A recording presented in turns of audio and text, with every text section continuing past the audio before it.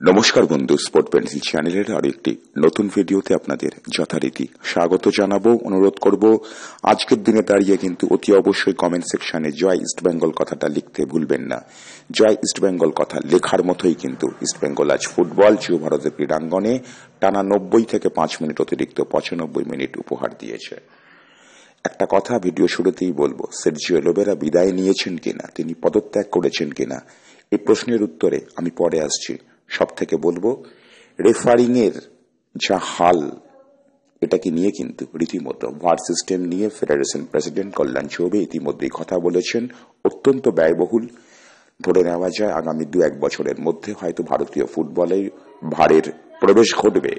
কিন্তু আজকে একটা কথা বলি, বক্সের মধ্যে একজন ফুটবলারকে জার্সি ধরে টেনে থাকা অবস্থাতেও ইস্টবেঙ্গল পেনাল্টি পায় না, খেলোয়াড়টি কার্ড দেখে না, আবার কোনো ম্যাচে লাল হলুদ কার্ডের বন্যা বয়ে যায় গিয়ে।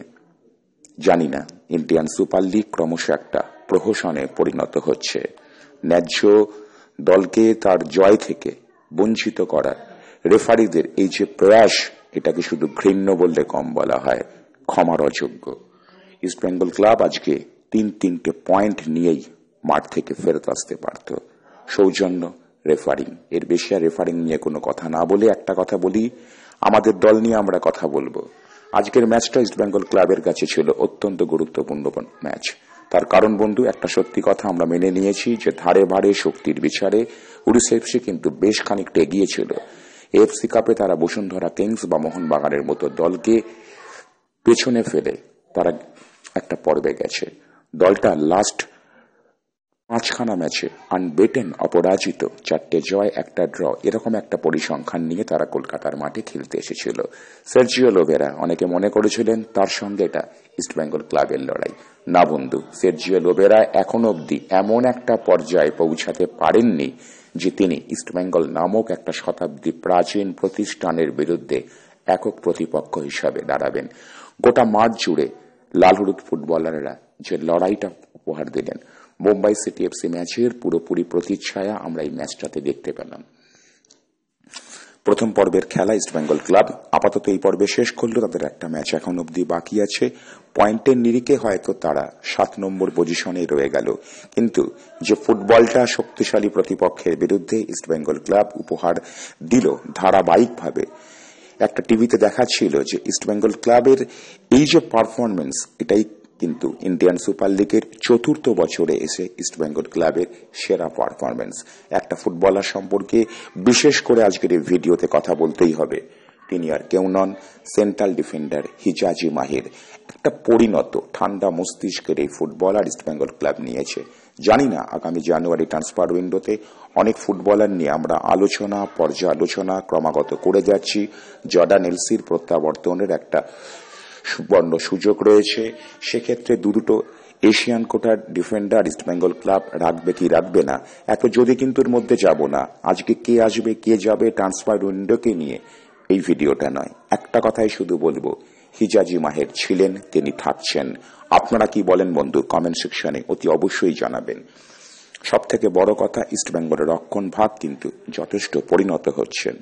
এবং একটা কথা বলা হয় যে কিক অ্যান্ড রান, ঠিক এই পদ্ধতিতে প্রত্যেকটা ফুটবলার যেভাবে ছোটাছুটি করলেন, নিজেদেরকে মেলে ধরলেন। হ্যাঁ, বেশ কিছু ত্রুটি বিচ্যুতি দেখা দিয়েছে, এমনকি কোচ কার্লোস কুয়াদ্রাদোর প্রথম দল ফরমেশন পরিবর্ত ফুটবলার নামানো নিয়েও কিন্তু আমাদের মধ্যে সত্যি করে বাস্তবিকই বেশ কিছু প্রশ্ন থাকতে পারে, কিন্তু সেই প্রশ্নের উত্তর খোঁজার ভিডিও আজকে নয়। একটা মূল্যবান পয়েন্ট উড়িষ্যা এফসির মতো শক্তিশালী দলের বিরুদ্ধে থেকে ইস্টবেঙ্গল ছিনিয়ে নিয়েছে। তার থেকেও বড় কথা যেটা, যে এই ইস্টবেঙ্গল দল কিন্তু অত্যন্ত আত্মবিশ্বাসী, শক্তিশালী প্রতিপক্ষকে তারা একেবারে ভয় পায় না। এবং সব থেকে বড় কথা, দলটা ধীরে ধীরে কিন্তু উন্নতি করছে। অর্থাৎ প্রত্যেকটা ফুটবলারদের মধ্যে আমরা ডুরান্ড কাপে যেটা দেখেছিলাম, যে দলটা সদ্য শুরু করলেও দলগত সংহতি, টিম স্পিরিটের জোরে একটা পর্যায়ে ফাইনাল খেলেছিল দলটা। মোহনবাগান সুপার জায়ান্টের মতো শক্তিশালী দলকেও তারা হারিয়ে দিতে পেরেছিল। সামনে সুপার কাপ আছে, ইস্টবেঙ্গল ক্লাব একটা কঠিন গ্রুপে পড়েছে, সেখানে প্রতিপক্ষ রয়েছে এই মোহনবাগান দল।